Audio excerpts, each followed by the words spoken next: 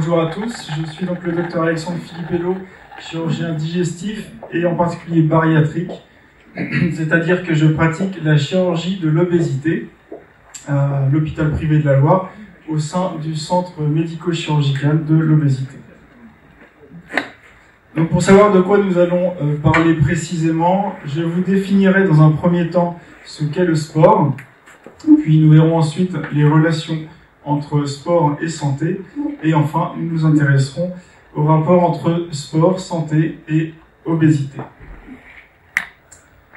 Alors, si on veut parler du sport dans son rapport à la santé, nous pouvons plus globalement nous intéresser à l'activité physique. L'activité physique peut être diverse, tant sous plusieurs formes et sous diverses intensités, allant de la marche à la pratique de la boxe, en passant par le karaté, l'équitation, très variable. Alors qu'est-ce que l'activité physique ? L'activité physique, c'est tout mouvement corporel produit par les muscles squelettiques qui demande une dépense d'énergie au-dessus de la dépense énergétique de repos. Et cette activité physique, elle est diverse en fonction de plusieurs domaines de notre vie quotidienne, en particulier dans les loisirs, avec par exemple la pratique de l'escalade, de la course à pied, de la natation. Dans nos transports, que l'on va nommer ici transport actif, avec par exemple la marche ou le vélo, à l'école ou au travail, et en particulier on pense aux métiers dits physiques, comme chez les artisans ou les ouvriers. Et enfin, dans notre vie domestique, un peu d'activité physique peut être réalisée avec le ménage, par exemple, la pratique du jardinage ou différents travaux d'entretien à votre domicile. Je vous l'ai dit plus tôt, cette activité physique peut être variable dans son intensité, allant de légère à soutenue. Donc, par exemple, une activité physique légère, tout simplement, est la marche. Une activité physique modérée, par exemple, le vélo. Et enfin, les activités physiques soutenues, par exemple, la natation, la course à pied, la pratique du football, où c'est d'ailleurs dans ce dernier niveau d'intensité que l'on va véritablement parler de sport. Pour mieux comprendre ce que représente l'activité physique, même si elle est légère, nous pouvons la comparer au comportement sédentaire. Le comportement sédentaire est représenté par les occupations réalisées en position assise, avachie ou couchée, et entraînant une dépense énergétique proche de la dépense énergétique de repos. Et vous le voyez, comme pour l'activité physique, on peut retrouver ce comportement dans différents domaines de notre vie quotidienne, en particulier dans les loisirs, lorsque l'on va pratiquer les jeux vidéo ou simplement regarder la télévision, dans les déplacements, qu'on va nommer ici déplacements passifs, lorsque l'on prend la voiture ou un deux roues, ou bien lorsque l'on emprunte les transports en commun, à l'école et au travail, parce que les métiers dits de bureau, par exemple les activités de secrétariat, typiquement, où la station assise est prolongée, et chez les écoliers lorsqu'ils sont en classe.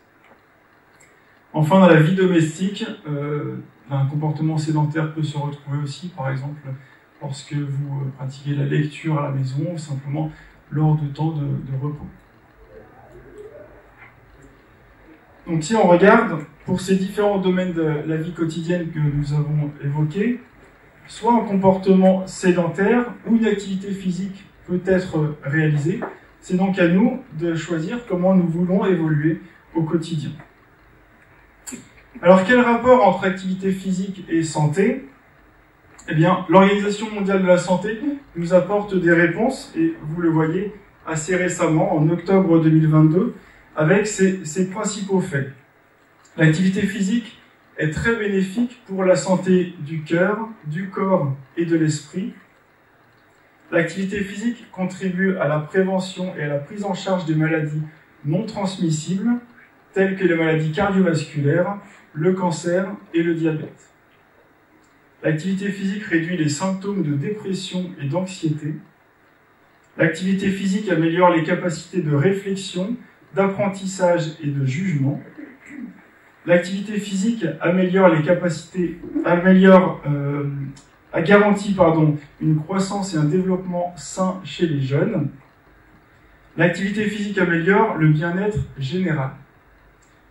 On constate qu'aujourd'hui, un adulte sur 4 dans le monde ne pratique pas une activité physique au niveau recommandé à l'échelle mondiale et que les personnes ayant une activité physique insuffisante ont un risque de décès majoré de 20 à 30% par rapport à celles qui sont suffisamment actives. Et enfin, plus de 80% des adolescents dans le monde n'ont pas une activité physique suffisante. Donc vous constatez que le champ des répercussions de l'activité physique sur la santé est immense. Et il n'est pas la peine de faire de la course à pied quotidiennement 1 heure pour avoir des bénéfices de cette activité sur votre santé. Vous le voyez, dès 1h30 d'activité physique légère à modérée, donc par exemple de la marche, vous diminuez votre risque de mortalité, toutes causes confondues, de 19%. Et si vous faites cette activité à 7 heures par semaine, vous diminuez ce risque de 24%. Ces résultats sont d'autant plus intéressants et plus importants chez les personnes les plus sédentaires.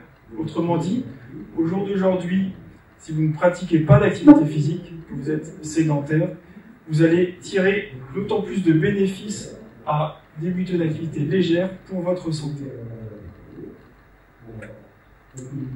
Nous l'avons vu, différents domaines de notre vie quotidienne peuvent être concernés par un minimum d'activité physique. C'est ici une diapositive de l'Observatoire national de l'activité physique et de la santé. Et vous le voyez, par exemple, au quotidien, pour vous rendre sur votre lieu de travail ou à l'école, si les distances le permettent bien sûr, essayez de privilégier la marche ou le vélo. Lorsque les enfants sont à l'école, et c'est aujourd'hui un sujet plus que d'actualité, promouvoir l'activité physique au quotidien.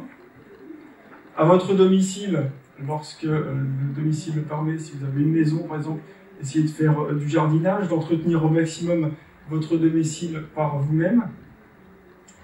Dans vos loisirs, essayez de privilégier les activités physiques modérées à soutenues. Et enfin, au quotidien, souvent sur nos lieux de travail, privilégiez les escaliers plutôt que de prendre les ascenseurs. Et vous voyez que dans une journée, dans tous ces domaines de la vie quotidienne, si un minimum d'activité est faite, 5 minutes par-ci, 5 minutes par-là, on arrive facilement à 2h30 d'activité physique par semaine. Alors aujourd'hui, la littérature est très riche sur le rapport entre activité physique et santé, et de nombreux bienfaits sont établis. Nous ne rentrerons pas dans les détails de chacun, mais juste pour vous en rapporter les principaux.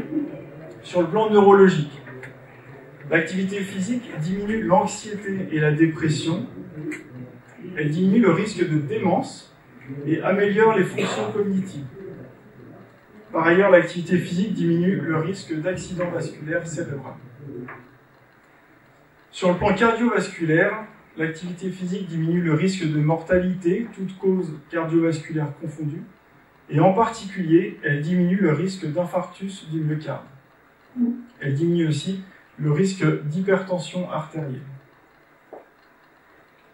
Sur le plan oncologique, ça a été abordé aussi lors d'une précédente table ronde, l'activité physique diminue le risque de cancer, et en particulier les cancers de la prostate, du poumon et des intestins, particulièrement le cancer colorectal. Et à cette occasion, d'ailleurs, je voudrais vous rappeler qu'en ce début mars, c'est mars bleu, le mois de sensibilisation et de dépistage au cancer colorectal. Sur le plan métabolique, l'activité physique diminue le risque de surpoids et d'obésité. Elle diminue aussi le risque de diabète et améliore l'équilibre lipidique, en particulier celui du cholestérol. Enfin, sur le plan musculo-squelettique, l'activité physique diminue le risque d'ostéoporose, le risque de chute et le risque d'invalidité. Pour revenir sur le rapport de l'activité physique avec le cancer, on l'a vu, l'activité physique diminue le risque de cancer. Mais vous voyez, la Haute Autorité de Santé a publié il y a moins d'un an des recommandations pour prescrire de l'activité physique, car les études montrent aujourd'hui qu'en plus de prévenir l'apparition du cancer, l'activité physique diminue le risque de mortalité globale et de mortalité liée au cancer, et en plus, elle diminue le risque de récidive du cancer. De plus, l'activité physique améliore la tolérance au traitement que vous allez prendre pour le cancer, et elle est le seul traitement de la fatigue en oncologie. Donc vous voyez, aujourd'hui, l'activité physique peut être prescrite au même titre qu'un médicament chez les patients atteints de cancer.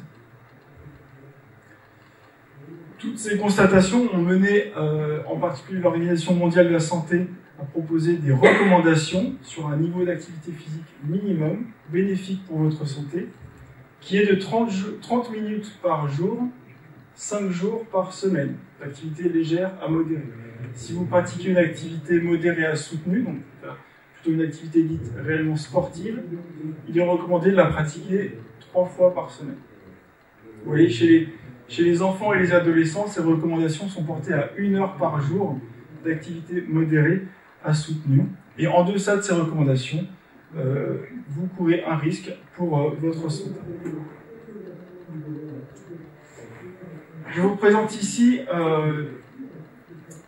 une publication de l'assurance maladie très récente, vous voyez, janvier 2023, qui recommande une activité physique au quotidien.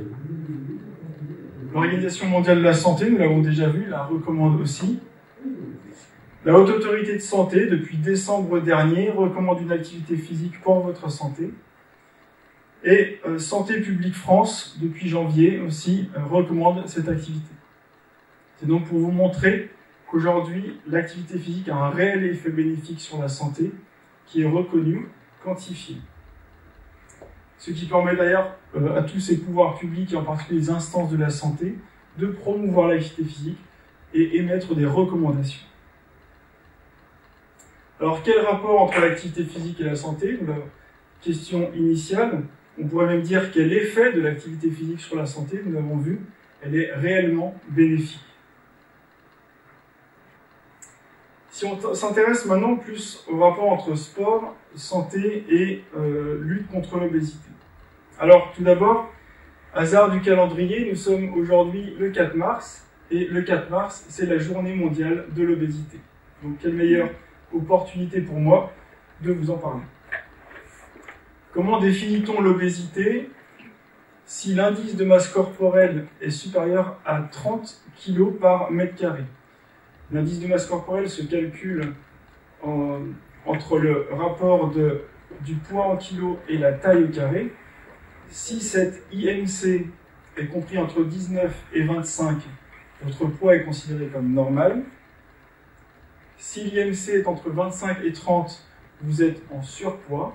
Et au-delà de 30, vous êtes en situation d'obésité. L'obésité est classée en 3 niveaux. Si l'IMC est entre 30 et 35, vous êtes en obésité dite modérée. Si l'indice de masse corporelle est entre 35 et 40, vous êtes en obésité sévère. Et au-delà de 40, l'obésité est dite morbide. C'est d'ailleurs pour ces 2 derniers niveaux d'obésité qu'une chirurgie de l'obésité pourra être proposée. Aujourd'hui, la chirurgie bariatrique, donc chirurgie de l'obésité, fait l'objet de recommandations et même très récemment d'autorisations d'activité. Et cette chirurgie est représentée par 2 principales techniques. Nombreux d'entre vous connaissent l'anogastrique, mais aujourd'hui une technique qui est de plus en plus délaissée. Alors la sleeve, c'est une technique qui est dite restrictive, c'est-à-dire que l'on va réduire la taille de l'estomac en enlevant une partie, vous voyez, la partie qui est en rose ici, afin de conserver un petit estomac qui va mener à une restriction, c'est-à-dire que quand vous allez manger, vous allez avoir une satiété précoce. En plus de ça, par d'autres mécanismes, vous allez avoir l'appétit diminué. L'autre technique, c'est le bypass, sur votre droite, où là aussi on a une composante restrictive de cette chirurgie par la confection d'une petite poche à la partie haute de l'estomac, qui fait que la quantité ingérée va être moindre. Mais en plus, par un système de dérivation avec l'intestin grêle, nous allons générer une malabsorption. C'est-à-dire que les aliments que vous ingérez seront moins bien digérés et absorbés par le corps.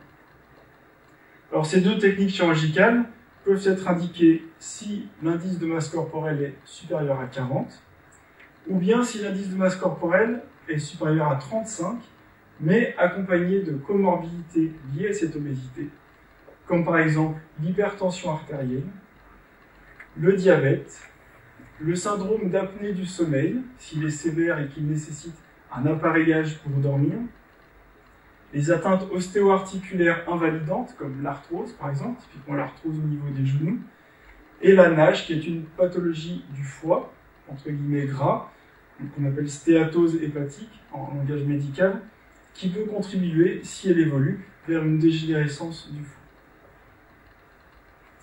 Alors, ne me faites pas dire ce que je n'ai pas dit, l'obésité n'est pas que le résultat d'une inactivité physique. L'obésité est une pathologie complexe qui résulte de divers facteurs. Tous ces facteurs, en proportion variable, peuvent mener à l'obésité, comme par exemple un excès d'apport énergétique, des problèmes environnementaux, des problèmes psychologiques, des anomalies biologiques, des troubles du sommeil et d'autres facteurs encore. Alors je vous ai parlé de pathologie de l'obésité car aujourd'hui, l'obésité est reconnue comme une maladie chronique à part entière. Et elle doit aujourd'hui être prise en charge dans ce sens, de manière globale, et ne pas simplement s'intéresser à l'excès de poids.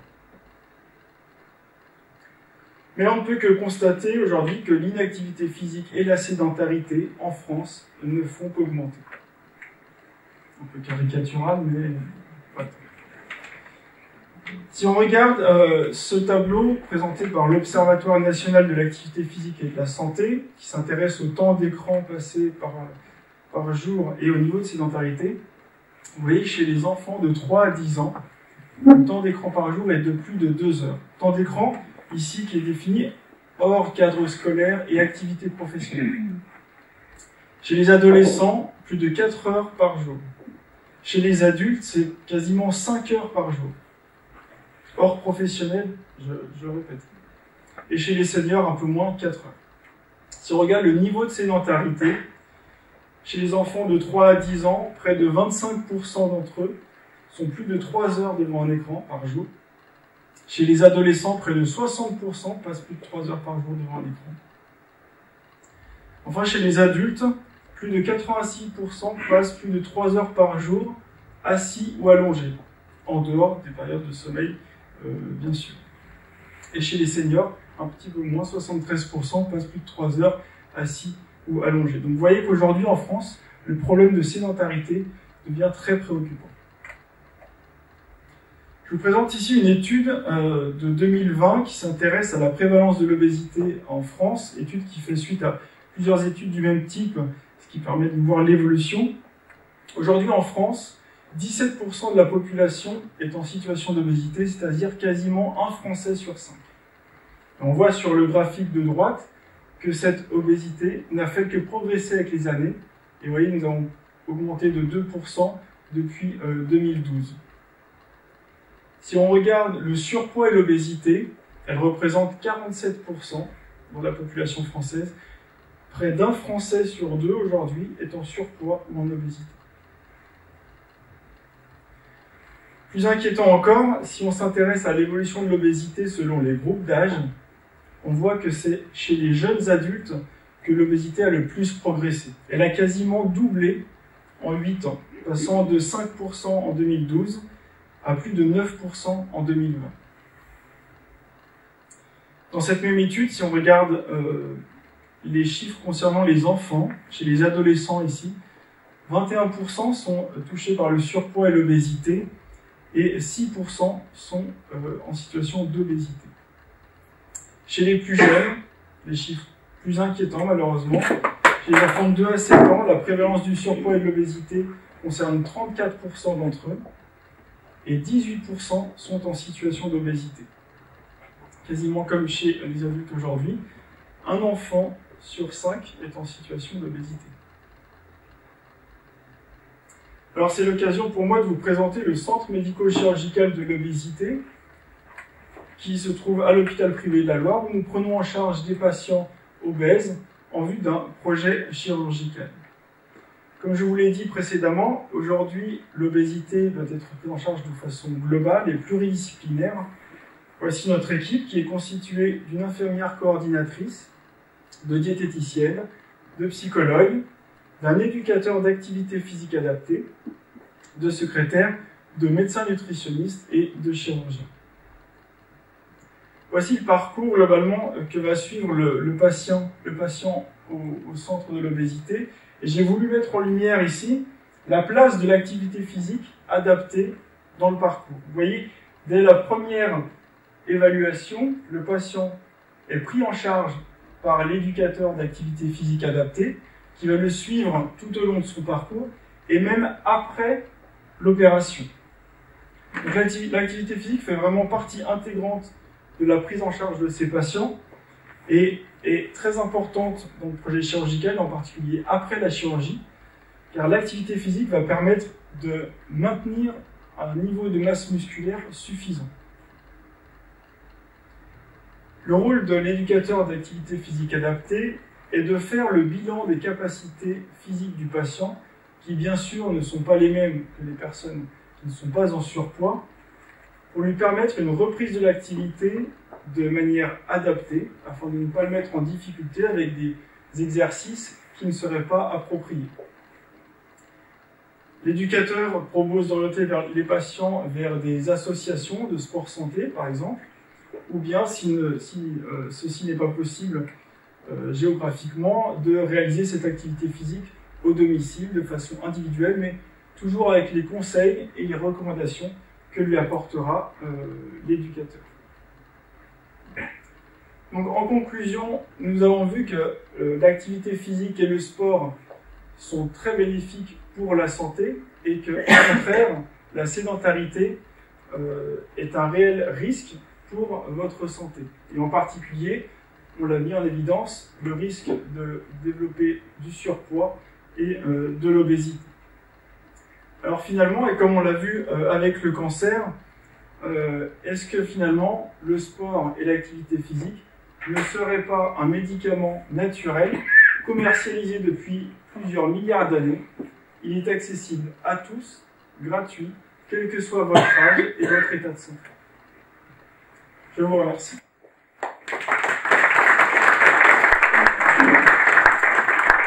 Merci Alexandre Filippello pour ces précisions. Alors, le sport, effectivement. Avant de passer aux questions, je vais vous inviter à vous lever.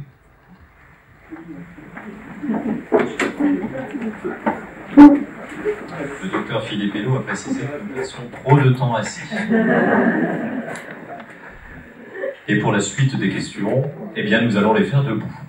Non, pas sauf pour ceux qui souhaiteraient s'asseoir, bien évidemment.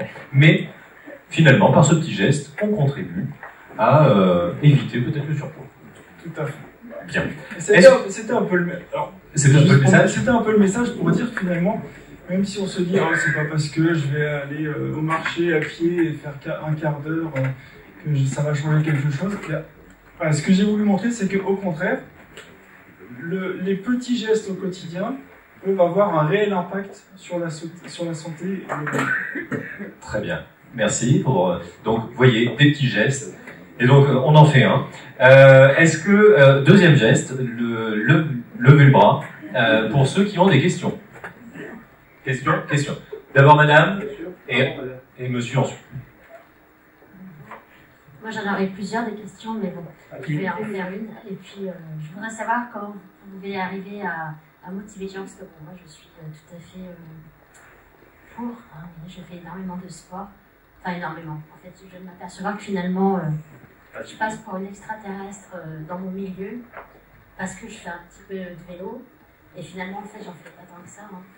Enfin, bref, comment promulguer le sport dans son entourage, promouvoir. Parce que j'ai du mal à... j'ai des collègues qui habitent dans la ville où elles travaillent. Et en fait, j'arrive pas à les faire venir en vélo ou à pied. Enfin, c'est compliqué et pourtant, j'arrive pas. Je n'arrête pas. C'est un discours quotidien. À l'échelle individuelle, c'est sûr que c'est difficile et je pense que c'est justement tout l'intérêt de ces conférences. Et d'ailleurs, je remercie Progrès d'être à l'initiative parce que si vous n'avez pas des arguments forts, c'est difficile de motiver les gens. Et c'est pour ça que c'est important. Alors, des fois, c'est compliqué pour le grand public d'aborder des études, etc. Mais voilà, c'est en vous montrant des répercussions qui sont assez franches, en travers d'études scientifiques, aujourd'hui qui sont nombreuses, qui le montrent. Et donc, c'est ce que vous pouvez dire à votre voisine, etc. Je suis allé voir la conférence à Geoffroy Guichard. Tu sais que tu diminues ton risque de mortalité de quasiment un quart en marchant une demi-heure par jour. Ça peut éveiller les consciences. Mais c'est sûr que chacun dans son coin, c'est pas forcément évident. Mais je pense qu'aujourd'hui, il y a une prise de conscience quand même globale et générale dans la population. On voit de plus en plus dans les journaux, les presses régionales et nationales, parler de plus en plus de problèmes de sédentarité, de manque d'activité physique, parce que justement la littérature est de plus en plus riche et qu'on a démontré tout le bénéfice pour la santé. Voilà, des arguments chocs, peut-être, pour essayer de les convaincre. Et puis il y a aussi, dès le plus jeune âge, puisqu'on sait que l'activité physique quotidienne maintenant est promue, en tout cas au sein des écoles, à raison de 30 minutes par jour. Donc c'est peut-être en voie de développement pour également les enfants dont vous avez exposé les propos juste avant. Monsieur, vous aviez une autre question, et puis après je vous laisserai vous rasseoir, ne vous inquiétez pas. C'est vrai que parce qu'à force de rester debout... Merci Dr Blanc, haute chirurgien bariatrique. Merci Alexandre pour cette très belle présentation. Tu as parlé de la pluridisciplinarité. Tu as oublié de préciser qu'il y avait d'autres centres de chirurgie de l'obésité à Saint-Étienne. Il y a le centre mutualiste de l'obésité juste en face de chez toi que tu vois tous les jours. Il y a le CHU de Saint-Étienne. Alors moi j'avais une question sur l'activité physique. Tu as parlé d'éducateurs sportifs. Nous on a des psychomotriciens qui permettent de travailler sur la notion de l'espace avant, après, perte de poids, sur la confiance en soi, l'estime de soi, etc. Ils sont habilités à faire de l'activité physique adaptée. Nous avons également des APA.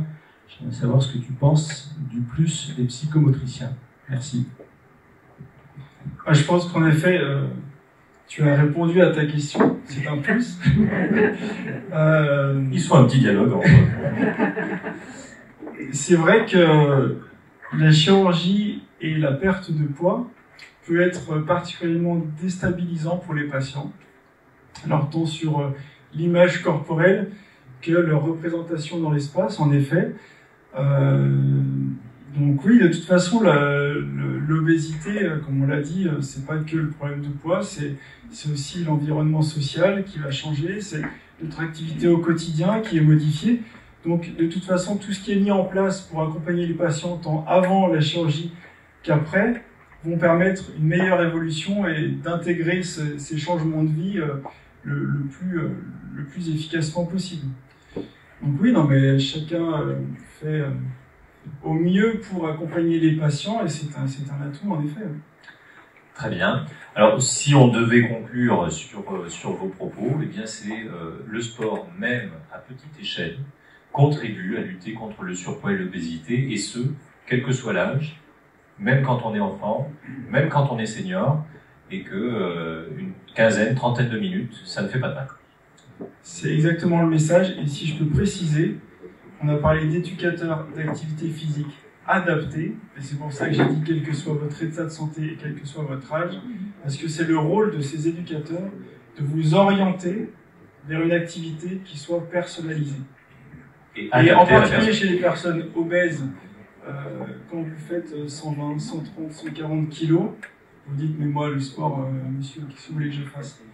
Ben, c'est le rôle des éducateurs, c'est de les accompagner, de donner des exercices adaptés qui seront réalisables par ces patients. Et pour les autres pathologies, c'est vrai aussi.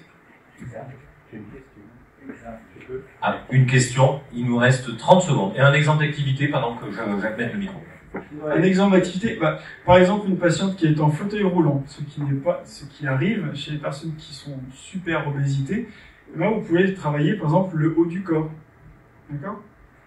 Faire de l'activité physique, ce n'est pas simplement faire du vélo, ça peut être toute forme d'activité. Donc si vous travaillez le haut du corps, travaillez les mouvements avec les membres supérieurs, contribuent à l'activité physique. Alors, une dernière question en 30 secondes. Allez, 30 secondes. Est-ce que vous avez des précisions sur la prescription de sport par le médecin généraliste et la prise en charge par l'assurance maladie? Alors oui, elle est prise en charge aujourd'hui. Mais Après, on c'est... ne sait pas comment ça se fait pratiquement. C'est assez flou. En fait. Alors le médecin traitant, alors c'est pas toujours évident, c'est vrai, mais c'est l'intérêt justement des associations de sport et santé vers lesquelles il est préférable que le médecin envoie les patients, où il y aura une prise en charge qui est justement adaptée en fonction des patients.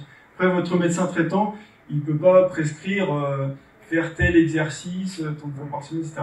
Mais en tout cas, il peut simplement faire une ordonnance d'activité physique adaptée, vous orienter ou même vers un kiné qui, dans son périmètre d'activité, connaît des associations, etc., pour orienter les patients. Voilà. Mais écoutez, merci Alexandre Filippello. Je vous invite à vous rasseoir pour faire votre exercice. On peut l'applaudir une nouvelle fois. Rappelons donc que vous êtes chirurgien viscéral et digestif à l'hôpital privé de la Loire. Merci en tout cas pour ces propos qui étaient très clairs et très détaillés.